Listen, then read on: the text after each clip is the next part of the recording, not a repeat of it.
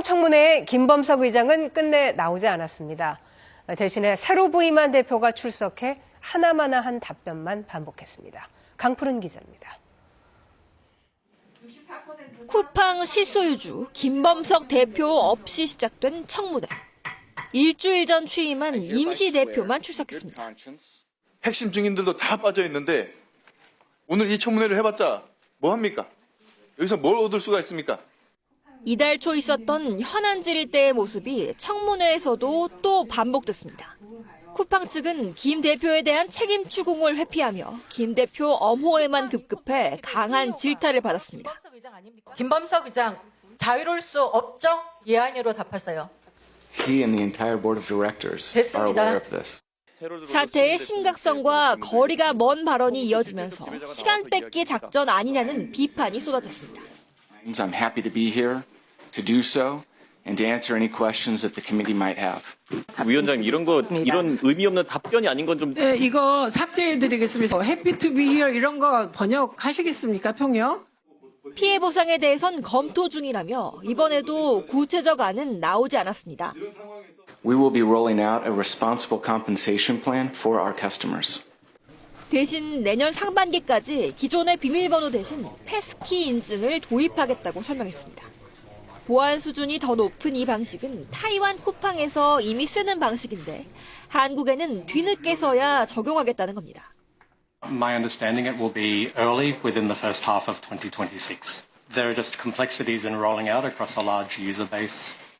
당국은 민관 합동 조사 결과를 전제로 공정위와 함께 쿠팡의 영업 정지 여부를 적극 논의하고 있다고 밝혔습니다. KBS 뉴스 강푸른입니다.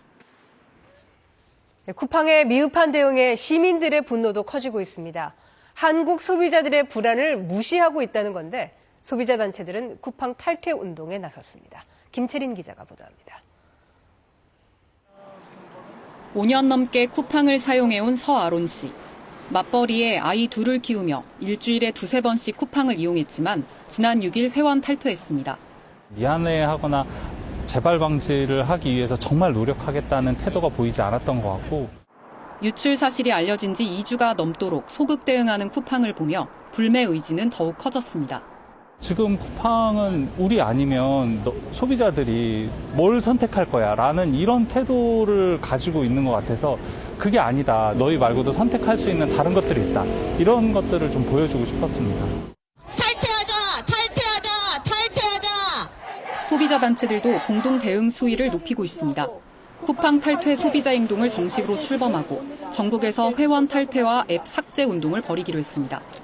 탈퇴 화면 캡처 한 장, 글 몇 줄이 모여 쿠팡과 정부, 국회에 보내는 거대한 여론이 됩니다.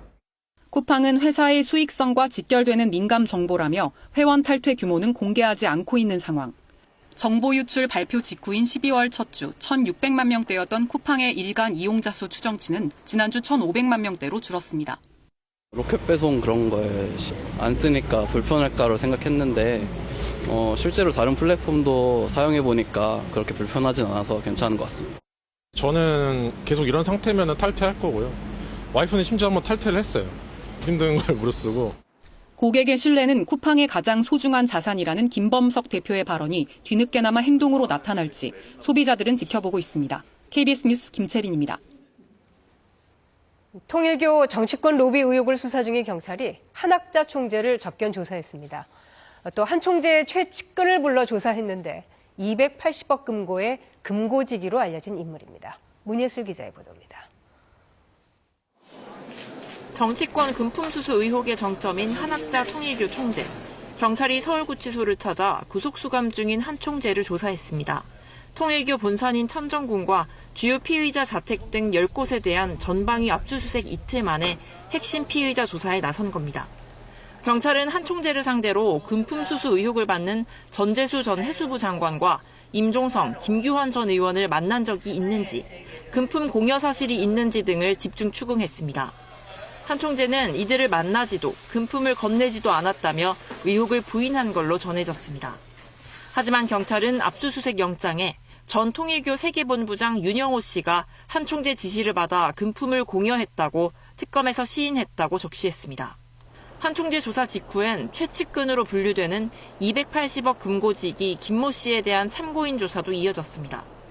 비서실 소속이었던 김 씨는 한 총재를 지근거리에서 수행한 만큼 한 총재의 동선과 일정 등을 파악할 수 있는 인물로 알려졌습니다. 경찰은 통일교 압수수색에서 국회의원 10명의 이름이 적힌 후원 명단도 확보한 걸로 알려졌는데 불법 후원 여부도 들여다볼 것으로 보입니다. 통일교로부터 불법 정치자금 1억 원을 수수한 혐의를 받은 권성동 의원에 대해 특검은 징역 4년을 구형했습니다. 권 의원에 대한 선고는 내년 1월 28일 이뤄집니다. KBS 뉴스 문예슬입니다. 통일교가 전재수 전 장관의 책 500권을 구입한 사실이 확인됐습니다. 책을 구매하는 방식으로 정치인을 편법 지원했다는 윤영호 통일교 전 본부장의 진술이 확인된 겁니다. 정혜주 기자가 보도합니다. 통일교의 지원을 받은 민주당 정치인이 10여 명에 달한다고 주장했던 전 통일교 세계본부장 윤영호 씨. 윤 씨는 특검 조사에서 출판 기념회 도서 구매 등 방식을 통해 지원했다고 진술했습니다. 실제로 통일교는 전재수 전 해수부 장관의 책을 대량 구매했던 것으로 KBS 취재 결과 확인됐습니다. KBS가 입수한 통일교 내부 문서를 보면 전 장관의 책 따뜻한 숨 출판 기념회 직후인 2019년 11월 통일교 산하재단이 이 책 500권을 권당 2만 원씩 모두 1,000만 원을 들여 구입합니다. 이 재단은 평소 책을 한 권씩 소량으로 구매해왔는데 전 장관의 책만 대량 구매했습니다. 문서의 최종 결제자는 의혹을 폭로한 윤 씨였습니다. 출판업계 관계자들은 관례상 전 장관이 책 제작 비용을 지불한 뒤 판매 수익은 모두 가져갔을 수도 있다고 입을 모았습니다. 통일교로부터 그 어떠한 금품 수수 절대 없었다라는 말씀을 다시 한번 분명히 드리도록 하겠습니다. 출판 기념회 등 도서 수익금은 정치자금 규제 대상은 아니지만 직무 관련성과 대가성이 인정된다면 뇌물죄 처벌도 가능합니다. 과거 신학용 전 의원은 법안 발의 대가로 출판 기념회 축하금 3천여만 원을 받아 징역 2년 6개월의 실형을 선고받았습니다. 전 장관 측은 이와 관련한 KBS의 질의에 답하지 않았습니다. KBS 뉴스 정혜주입니다. 김건희 특검팀이 국민의힘 김기현 의원을 피의자로 입건해 강제 수사에 들어갔습니다. 특검은 김 의원의 배우자가 아닌 김 의원이 직접 이 가방을 전달했을 가능성을 수사하고 있는 것으로 확인됐습니다. 허지영 기자가 보도합니다. 취임 후 첫 일본 방문길에 오른 윤석열 전 대통령 부부를 향해 깍듯이 인사하는 국민의힘 김기현 의원. 이튿날 저녁 윤 전 대통령 부부 귀국 행사에도 참여했습니다. 이날은 특검팀이 김 의원의 아내 이모 씨가 고가 가방을 사서 김 여사에게 건넸다고 추정하는 날짜입니다. 이 씨의 구매 기록과 감사 편지에 적힌 날짜 등이 근거입니다.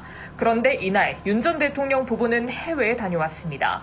저녁 늦게 귀국한 김 여사가 이 씨와 만나긴 어려웠을 거라고 판단한 특검은 대신 윤 전 대통령 부부와 대면했던 김 의원이 직접 가방을 전달했을 거라고 의심하고 있습니다.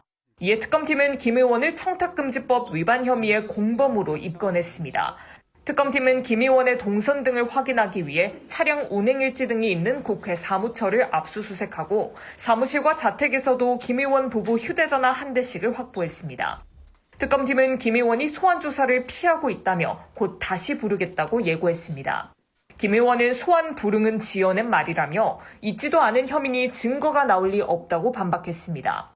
민주당 하청업체인 민중위 특검이 얼마나 무도한 짓을 하고 있는지 아주 똑똑히. 특검팀은 지난 11일 김 여사를 상대로도 김 의원이 직접 가방을 건네지 않았냐고 추궁했지만 김 여사는 기억이 나지 않는다는 취지로 답한 것으로 알려졌습니다. KBS 뉴스 허지영입니다. 주한 미군 규모를 현재 수준으로 유지하는 내용의 내년도 국방수권 법안이 미 상하원을 모두 통과했습니다. 백악관이 요청한 국방 예산보다 80억 달러를 증액하고 대통령의 독단적인 해외 주둔 미군 감축 권한에 강력한 제동을 거는 내용입니다. 워싱턴 김지숙 특파원입니다. 미 상원이 본회의를 열고 내년도 국방 수권 법안을 통과시켰습니다. The yeas are 77, the nays are 20. The motion to concur in the House amendment to S 1071 is agreed to. 지난 10일 하원을 통과한 이 법안은 상원 문턱까지 넘으면서 트럼프 대통령의 서명만 남겨두게 됐습니다. 법안에는 주한미군을 현 수준인 28,500명 미만으로 감축하는 데 예산을 사용할 수 없다는 내용이 담겼습니다. 또 한미연합사령부의 전시작전 통제권을 한미 양국이 합의한 계획에서 벗어나는 방식으로 전환하는데 예산을 쓸 수 없다는 내용도 포함됐습니다. 다만 미국의 국가안보 이익에 부합하거나 한국과 일본 등 동맹국과 적절히 협의했다는 점을 의회에 인증하면 예산을 쓸 수 있도록 했습니다. 이 같은 조항은 전임 바이든 행정부에서 사라졌다가 트럼프 행정부의 일방적 조치를 견제하기 위해 5년 만에 다시 나왔습니다. 법안은 주한미군뿐 아니라 유럽에 주둔한 미군을 일방적으로 감축하는 것에도 제한을 뒀습니다. 또 일부 공화당 강경파의 반대를 넘어서며 우크라이나에 대한 8억 달러 규모의 추가 군사 원조와 이스라엘 등에 대한 추가 지원도 승인했습니다. 특히 베네수엘라 인근에서의 마약 운반선 의심 선박에 대한 미군 공격을 놓고 전쟁 범죄 논란이 일고 있는 가운데 공격에 대한 구체적 명령과 편집되지 않은 공격 영상을 의회에 공개하도록 의무화했습니다. 한편 의회는 국방 예산을 애초 정부 요청안보다 80억 달러 늘려 사상 최대인 1,330조 원으로 책정하는 등 트럼프 행정부의 군 현대화 정책을 뒷받침했습니다. 워싱턴에서 KBS 뉴스 김지숙입니다. 트럼프 미국 대통령의 경제정책 지지도가 최저치를 기록했습니다.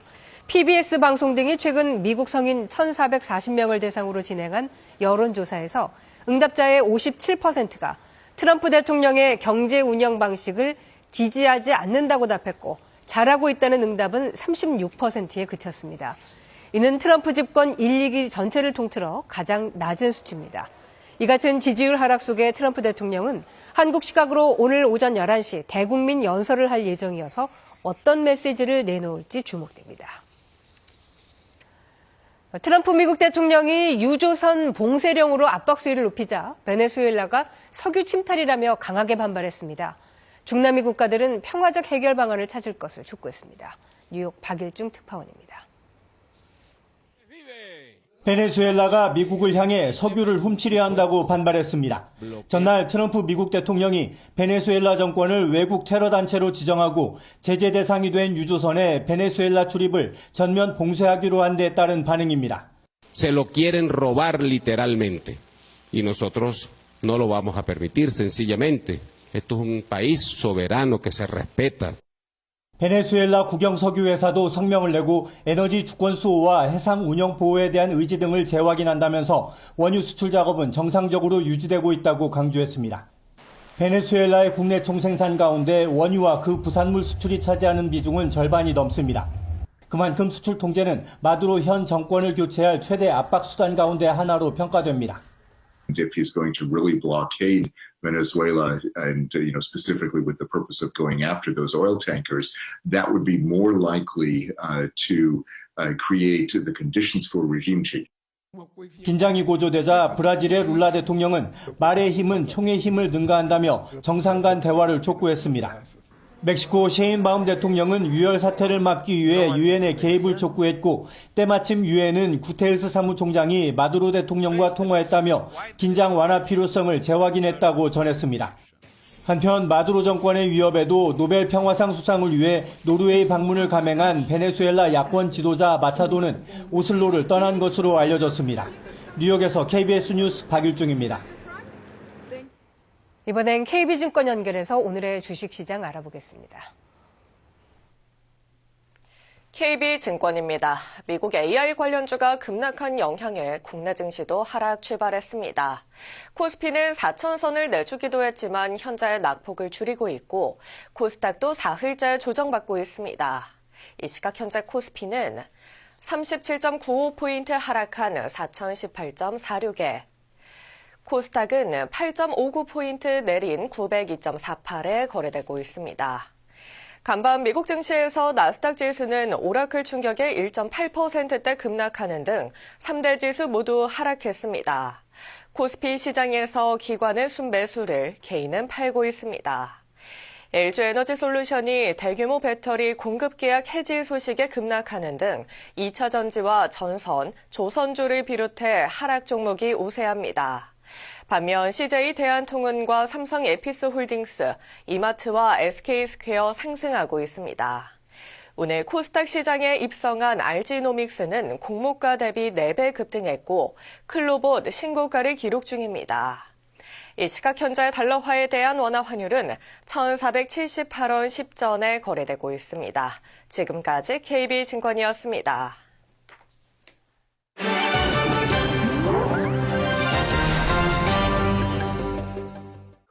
중국 신장 지역 한 중학교 학생들의 특별한 춤 영상이 온라인에서 큰 인기를 끌며 화제가 되고 있습니다.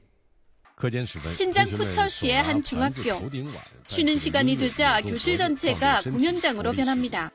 학생들은 손에 접시를 들고 머리 위에 그릇을 올린 채 목과 몸을 움직이며 춤을 춥니다.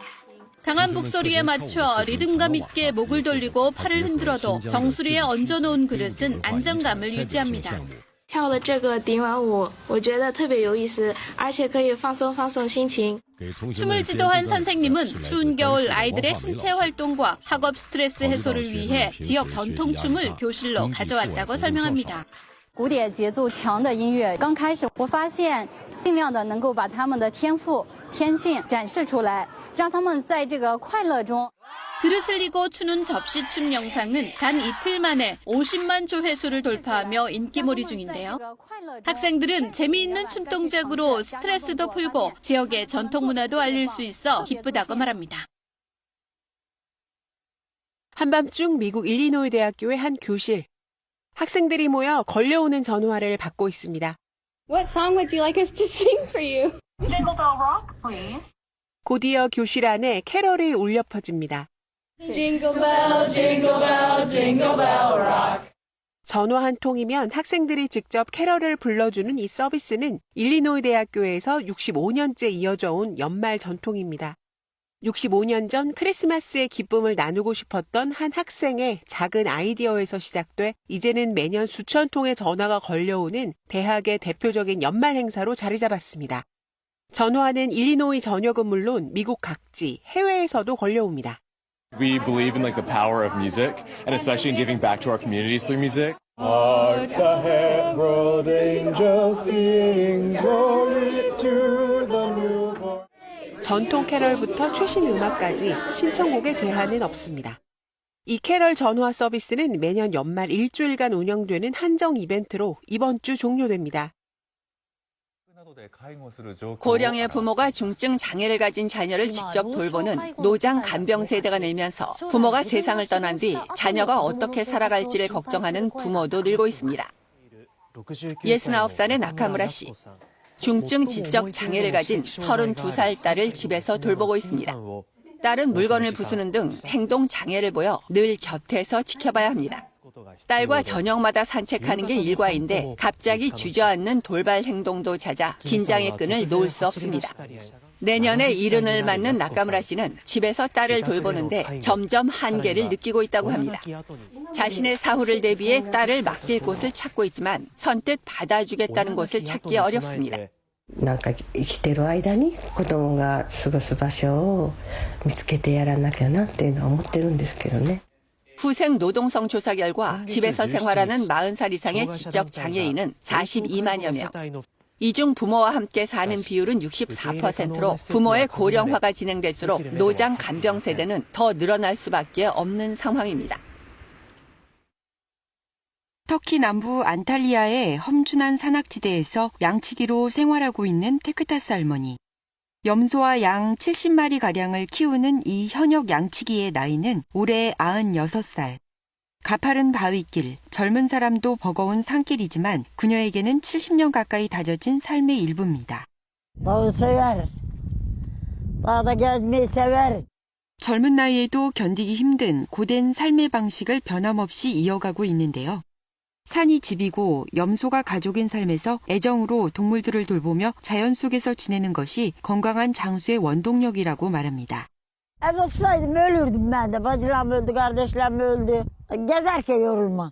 산길을 걸을 때 아직은 피로감을 잘 모른다는 96살의 목동은 몸이 허락하는 한 이 생활을 계속하고 싶다고 말합니다. KBS 월드뉴스입니다. 이재명 대통령이 탈모약의 건강보험 적용을 검토하라고 보건복지부에 주문했는데요. 대통령의 주문을 따르자면 당장 내년부터 적자인 건보 재정 부담이 더 늘게 됩니다. 의료계와 환자단체는 반대 입장을 밝혔습니다. 박민경 기자입니다. 서울 종로 5가의 약국거리. 평일 오전부터 탈모약을 사려는 사람들이 몰려듭니다. 비싼 진료비와 약값이 부담인 탈모인들에게 건강보험 적용 확대를 검토한다는 소식은 단비와도 같습니다. 1년에 한 40만 원 정도 되더라고요. 20, 30대한테 좀 부담스러운 가격이 아니에요. 탈모 시술 이런 것들에 대해서 건보 적용이 많이 안 되는 걸로 알고 있어요. 해야 된다고 봅니다. 건보 적용을 확대하려면 추가 재원이 필요합니다. 탈모 인구와 수요에 대한 정확한 추계가 없어 재원이 얼마나 더 들지 알 수 없습니다. 3년 전 대선 후보 시절 이 대통령은 공약에서 800억 원이 든다고 추산했습니다. 당장 건보 재정은 내년부터 적자가 되는 상황이어서 반대 여론도 만만치 않습니다. 대한의사협회는 중증질환 급여화를 우선 추진하는 게 건강보험 원칙에 부합한다며 탈모 건보 적용 확대에 반대 입장을 밝혔습니다. 희귀질환 환자단체도 사람을 살리는 약부터 건강보험을 적용하라고 호소했습니다. 희귀질환은 국내에 약이 없어서 비급여인데 탈모 치료제에 건보가 들어간다 그러면 더 환자들은 실망이죠. 정은경 복지부 장관은 대통령의 주문을 검토하겠다면서도 건보 재정에 상당한 영향을 줄 것이라고 내다봤습니다. 기준들을 좀 살펴보고 또 재정에 미치는 영향 등을 좀 종합적으로 검토할 계획입니다. 국민의힘은 탈모 치료를 건보 대상으로 인정하면 비만과 미용 치료 등으로 건보 확대 요구가 확산할 거라며 의료적 우선순위를 고려해야 한다고 주장했습니다. KBS 뉴스 박민경입니다.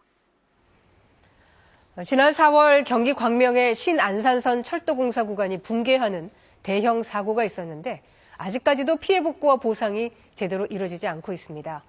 광명시는 시공사인 포스코 ENC에 대해 강력 대응을 예고했습니다. 이채리 기자가 취재했습니다. 신안산선 붕괴 사고가 났던 곳입니다.